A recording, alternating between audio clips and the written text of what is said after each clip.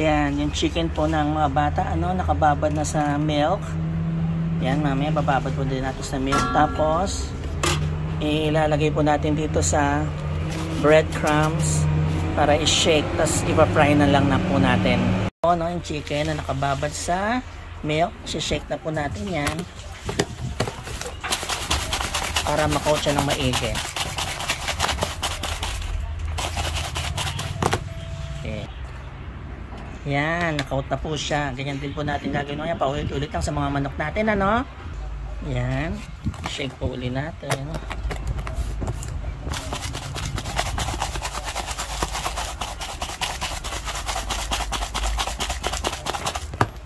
Okay. Yan. Okay, mag-fry na po tayo ng ating manok, Mainit na yung mantika.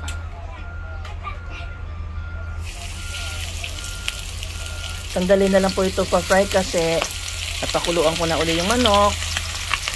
So, luto na yung loob niya. Hindi ko lang 6.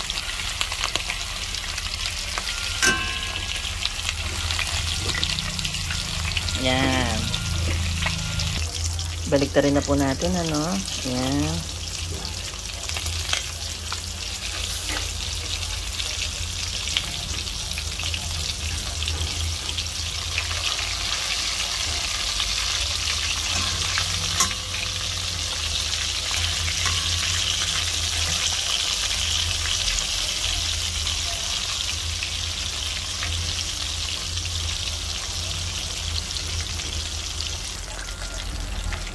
Okay, luto na po ito, Hangayin na po natin.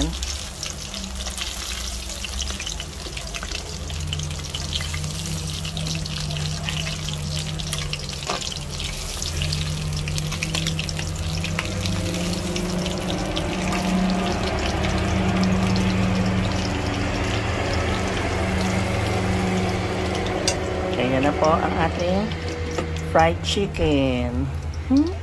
Sarap. Kain na po mga kagigil.